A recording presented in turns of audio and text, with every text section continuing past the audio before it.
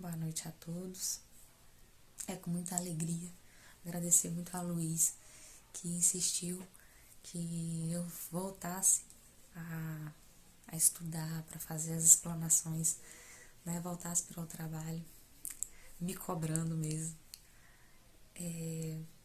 com um tema que eu já vinha lendo há algum tempo e eu me apaixonei pela história. É muita coisa. Eu espero que eu consiga passar para vocês todo aquele sentimento que eu senti e que eu sinto ainda quando eu leio tudo que envolve a vida de Maria de Nazaré. Fala simplesmente Maria porque é um espírito lirial de uma grandeza, e que ao mesmo tempo era muito simples, né? Tamanha grandeza que a simplicidade era o seu maior destaque. E Nazaré, numa época muito violenta, de muita barbárie, de muitos abusos, muita exploração, né? Precisou de ter todo um preparo para receber esse espírito, porque um espírito dessa amplitude não tinha condições de encarnar na Terra da forma que estava, naquele lugar da forma que estava. Então os ceareiros do bem vieram e começaram a fazer o preparo do ambiente, limpar a psicosfera, preparar fazer uma limpeza atmosférica mesmo, porque o que se tinham eram pensamentos muito densos, eram sensações, eram energias extremamente violentas, e não tem como um espírito dessa estirpe encarnar num ambiente desses, né? Então teve que ter todo um preparo muito antes, inclusive da família em que ela moraria. Antes de encarnar, seu nome era Sofia, um espírito que tinha um amor imenso pela humanidade e a todo instante estava passeando por esses contornos de Nazaré, tanto para ir preparando junto aos ceareiros do bem, aonde iria reencarnar com a missão de trazer o governador da terra, como para ela tinha um sentimento de muita compaixão com toda a humanidade. O que se sente quando lê é uma grandeza e uma humildade perante Deus, que ela a tudo recorria ao Pai para que ele pudesse abençoá-la, em prol daquela situação, para que ela pudesse. Eu me coloco de joelhos para que seja feita a tua vontade, que o sofrimento desse povo, se assim eu tiver que ser, que seja o mínimo possível, e o que eu puder fazer, cá estou. Então eram falas. Isso está no livro Maria de Nazaré, de João Nunes Maia, psicografia de João Nunes Maia pelo espírito Miramês. É um livro lindo, que vale muito a pena ler.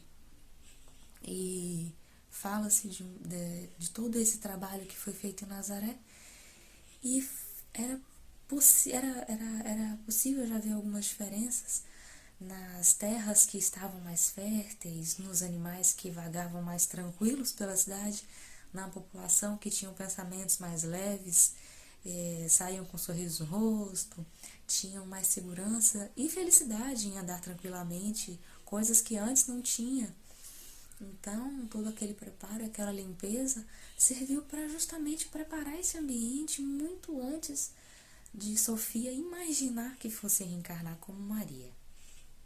Mas já estava nos planos, e ela veio numa família, o casal Eli e Ana, que esperavam muito ter, aumentar a família, e um dia sonharam com um anjo, que no desdobramento o anjo Gabriel conversou com os dois, e os dois acordaram muito emocionados desse sonho, se lembrando de cada detalhe que o anjo falou para eles, de todo o trabalho que eles teriam, da missão que eles teriam aqui na Terra, que seria cuidar, né, ter como filha aquela que ia trazer o governador da terra, o Messias prometido lá no Evangelho de Isaías, lá nas falas, nas visões de Isaías, e, e que o povo tanto esperava. Então, Eli e Ana, ceareiros do bem aqui na terra, que tinham grupos de orações, falavam de Deus, levavam o evangelho os mandamentos de Moisés para todas as casas, faziam as visitas, se sentiam mais do que na obrigação de fazer as visitas às casas de pessoas doentes, de pessoas que necessitavam. Tinham alguns sacerdotes daquela região que tinham muito respeito pelos dois, porque sabia do papel deles, assim, do tamanho do papel deles naquela posição, né, como casal. E um dos sacerdotes, Azedamoá, ele teve a intuição de que eles eram o casal que ia receber a mãe do Filho de Deus. Então ele, com essa intuição, guardou só para ele.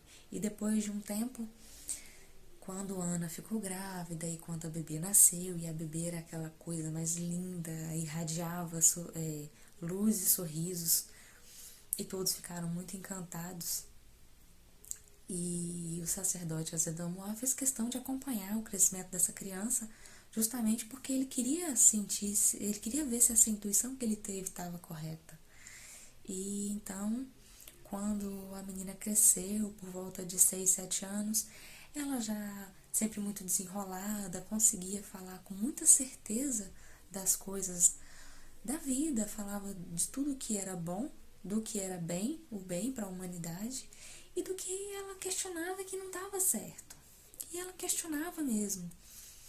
E por volta dos 7 anos, de tanto conversar com as pessoas, ela muito comunicativa, sempre muito simpática, cativava o coração de todos que ali moravam, e a fama foi longe, né?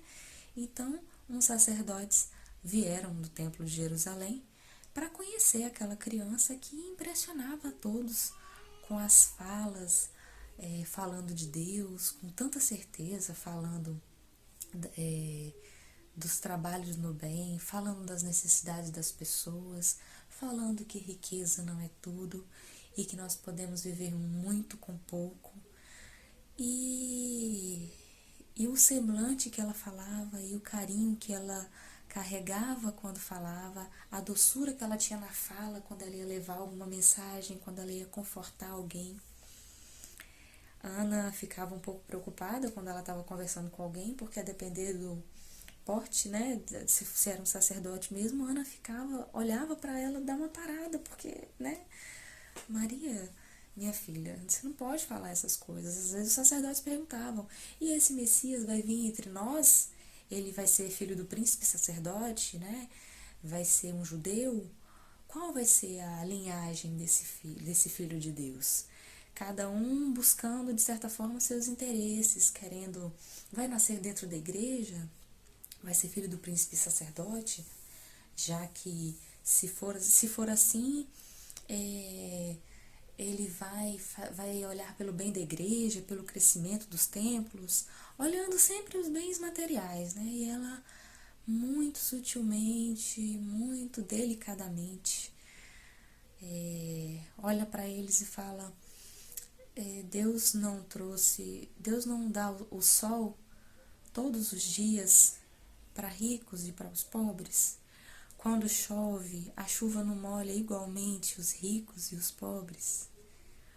O vento e a brisa que bate nos nossos rostos, ela não refresca refresca o rico tal qual refresca o pobre. O ar que respiramos não nos é cobrado, é de igual para todas as classes. Então, por que o Messias teria que vir só para favorecer a uma parte da humanidade?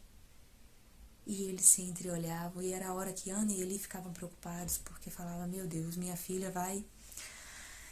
Mas Passava-se ali, os sacerdotes muito encantados em conhecer mais a criança, pediu para que conversaram com Ana para que eles permitissem que ela passasse um tempo no templo de Jerusalém para conhecer outras meninas, para conhecer outros sacerdotes, para que eles também fossem apresentados a essa criança que falava tanto de Deus e de toda a humanidade de uma forma tão grande, tão certa de todos os bens, o benefício que ela podia trazer para a humanidade com aquelas palavras. Todo mundo queria que eles conhecessem.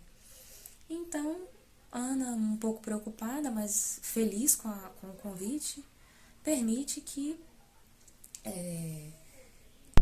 Maria seja levada para o templo, se sente honrada, não queria ficar longe da filha, mas enfim, se sente feliz, né? Os sacerdotes, quando faziam um convite desse tipo, eles tinham, assim, a família ficava encantada, porque, né, a filha dela tá indo conviver com os homens de bem, com os homens de Deus. Então, ela passa uma semana, umas 2 semanas lá, período suficiente para ela se decepcionar um pouco com relação ao que ela esperava que fosse o templo de Deus. Ela, ela encontra pessoas de coração bom, mas que se permitia levar muito fácil por outras oportunidades, ou que não querem insistir na mudança daquele formato de templo religioso, templo de Deus, né? Via atrás das muralhas daquele templo muitos pobres, pessoas dormindo nas ruas, passando fome e não podiam fazer nada, e eles ali esbanjando comida, esbanjando roupas, pessoas peladas de frio e eles esbanjando tanta coisa. E aquilo ficava um pouco intrigada e ela falava. E alguns sacerdotes se irritaram com essas falas dela, e ela, com muita doçura, conseguia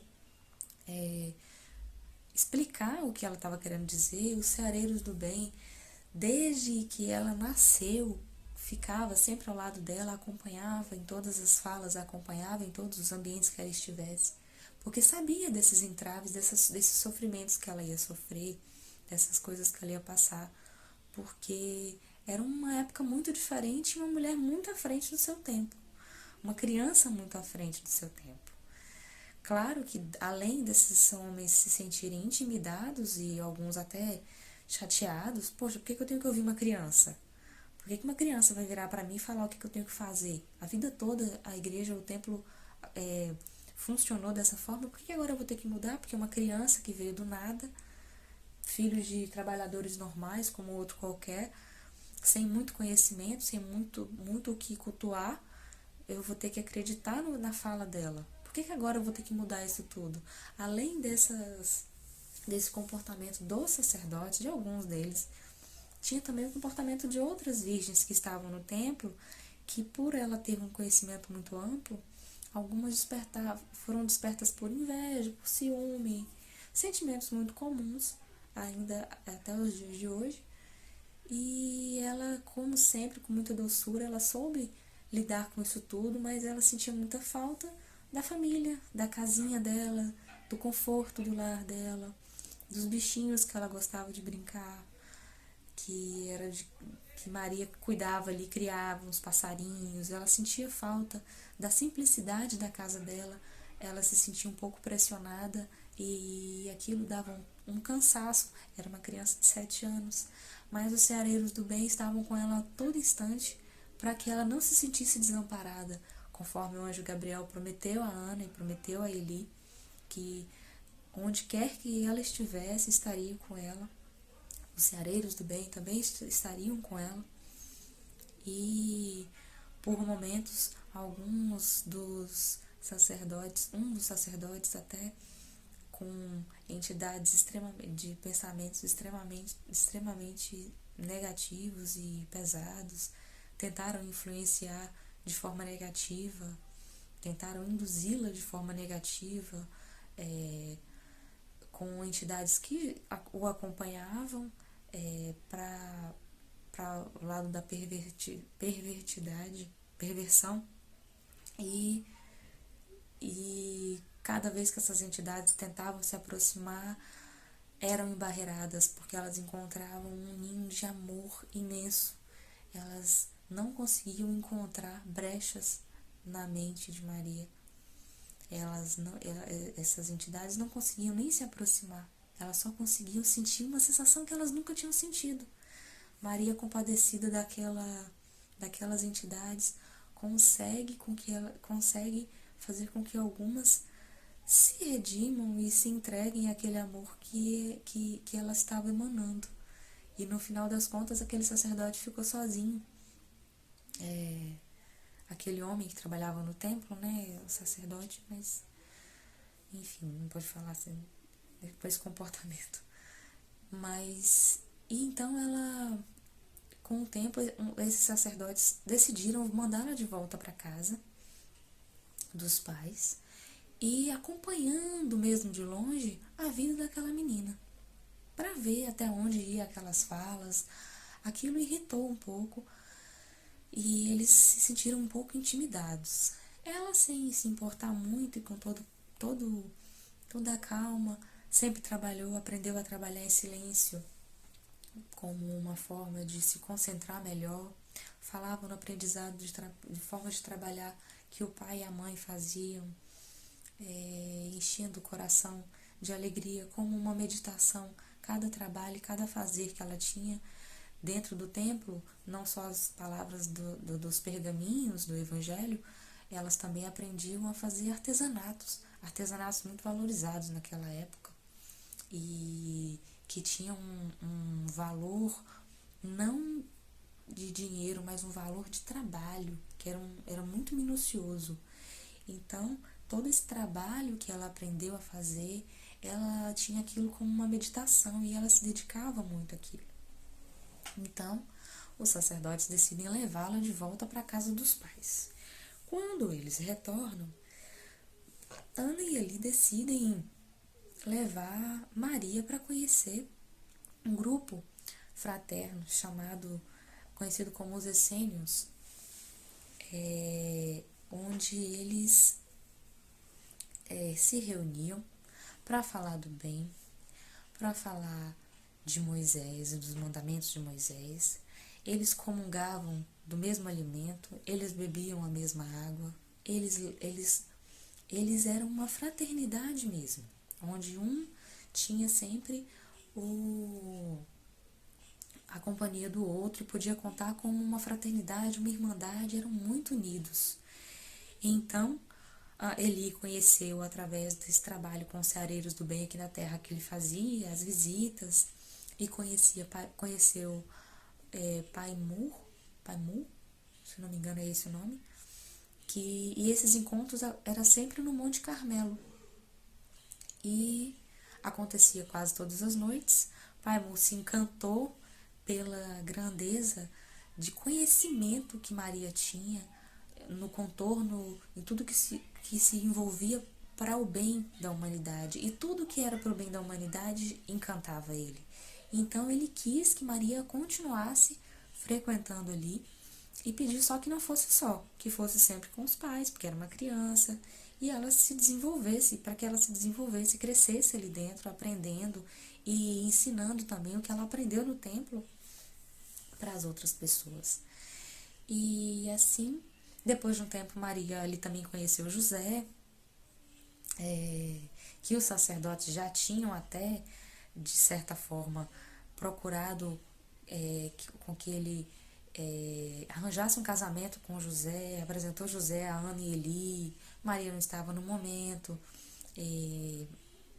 eles se sentiram um pouco intimidados, mas aceitaram a proposta dos sacerdotes. Era um rapaz de família boa, da linhagem de Davi e de Salomão.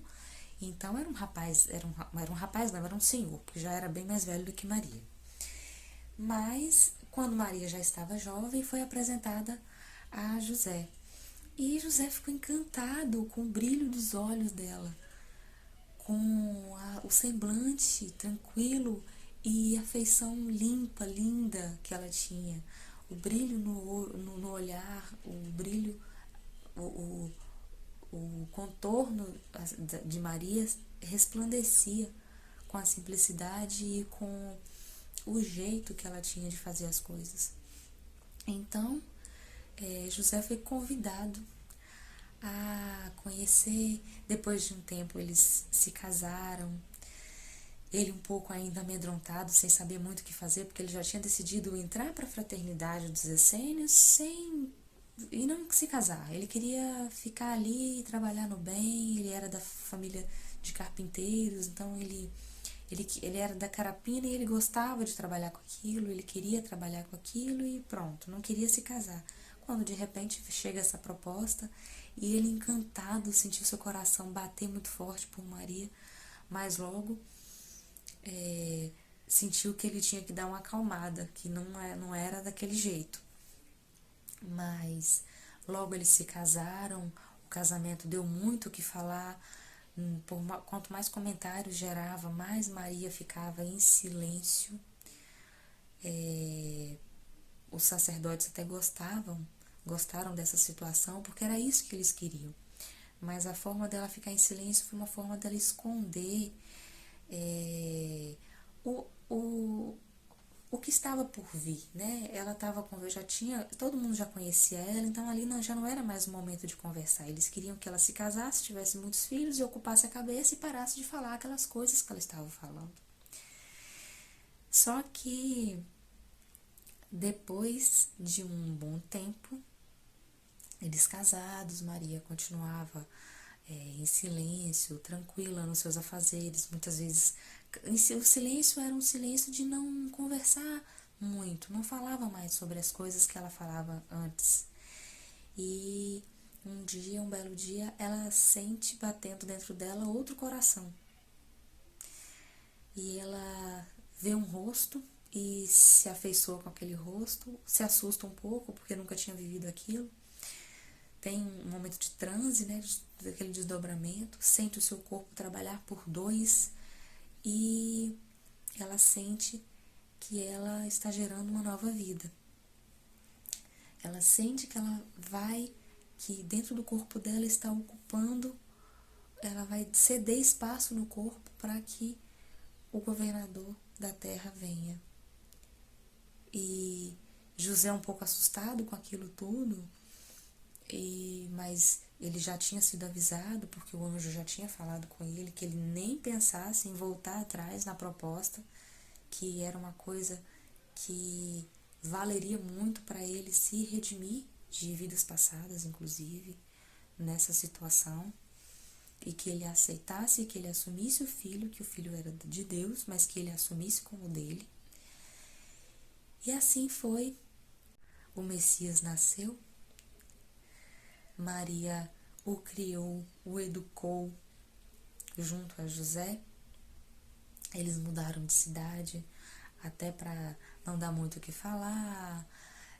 Teve muito os sacerdotes e outros ainda envolviam muito o casal para saber um pouco da vida. Hora ou outra, fazia uma visita aqui, outra ali, para saber o que acontecia, mas Maria muito tranquila, sem, talvez a maturidade, ainda tem isso citado, que a maturidade levou ela a fazer isso, né? Que Maria é uma mulher do futuro, é uma mulher que conversa muito pouco, mas que sabe, confiante em Deus, das propostas de Deus, ela sabe que tudo vai dar certo na vida, que ela não precisa questionar, que ela não precisa falar muito, falar além do necessário, falar somente o que precisa.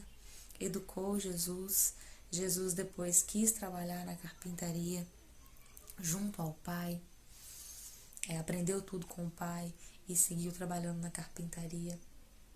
Ele, depois de muito tempo, ficou um tempo separado dos pais, e quando volta, Maria, claro que a mãe, reconheceu ele de longe e encantada, ela se ajoelhou. A mãe se ajoelhou diante do filho, porque sabia da grandeza daquele ser, sabia do papel daquele ser para a humanidade. Ele, também sabendo da grandeza de Maria, se ajoelha junto a ela, e os dois ajoelhados beijam as mãos do outro. Então, é o momento do reencontro de Jesus, depois que ele sabe da missão dele, depois que ele entende o papel dele aqui na Terra, entende o porquê que ele está aqui nesse momento, naquele momento.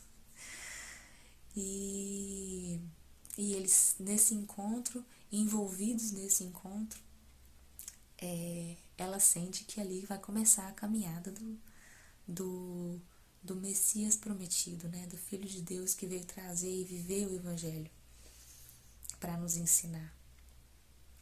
E é isso. Eu agradeço muito por poder repassar essas palavras que não são minhas, que eu li e me encantei e me apaixonei por esse espírito tão iluminado, que em um deslize em vidas passadas Maria teve a oportunidade de reencarnar. Não, teve oportunidade não. Em um deslize de vidas, uma vida passada, ela, como castigo para ela, foi dado a ela estar num mundo em que para a gente seria a felicidade extrema. Só que a felicidade extrema é uma coisa muito relativa para uma pessoa que se dedica a atividades de ajuda o tempo inteiro e que não consegue parar e que a todo instante está se sentindo ativa, como Maria era, e querendo fazer o bem, tá num lugar onde a felicidade extrema reina, a paz, ninguém incomoda, não tá bem, não tá legal. Então, mas ela aceitou essa encarnação, passar por isso, ficar nesse lugar onde realmente não era do seu agrado, mas ela aceitou passar por aquela provação que ela precisava passar por conta de um deslize lá no passado, para que ela chegasse aonde chegou, para que ela fosse o espírito mais iluminado depois de Jesus, claro. Talvez até não pode nem comparar, porque Maria, ela abdicou de tantos destaques, né, na vida, na maturidade dela, para que o filho dela se destacasse. Ela sabia que ela veio, ela teve a missão dela, mas que o filho dela tinha uma missão muito maior, que era de levar o Evangelho para a humanidade. Então, a humildade que ela teve de se guardar, de se reservar, de saber naquele tempo ser submissa, né, com todo cuidado nas palavras, com toda docilidade que só mesmo Maria para poder levar e nos ensinar, que tem muita coisa que eu leio e falo que nos dias de hoje deveria ainda ser assim, porque é de um encanto e de uma docilidade sem tamanho quando você lê parecem versos de poesia enquanto você lê uma prece de Maria. Eu gostaria muito de agradecer por estar levando essa mensagem que eu aprendi e que eu ainda aprendo. Vamos então fazer nossa prece, fechando os nossos olhos, elevando os nossos pensamentos ao alto, agradecermos a nossa Mãe Maria, a essa Mãe de coração imenso, tão grandioso, que afaga toda a humanidade, levando todo o amor, levando de forma tão cautelosa os cuidados, tendo compaixão até os dias de hoje aos nossos irmãos que sofrem. Agradecer por esse espírito de luz, agradecer aos benfeitores espirituais desse trabalho, agradecer a Deus que nos permitiu conhecer esses versos de história tão linda num breve tempo, nessa noite de quinta. Agradecemos por essa encarnação de aprendizado. Nós ainda caminhando por trechos ainda um pouco tortuosos, com sofrimentos, mas crentes na certeza de que vamos aprendendo para melhorar e evoluir num mundo ainda melhor. Estamos nesse processo, aceitamos que a caminhada vai valer a pena e enriquecidos na fé do Cristo, encerramos essa noite e pedimos que continuemos irmanados nessa sintonia de amor. Que assim seja.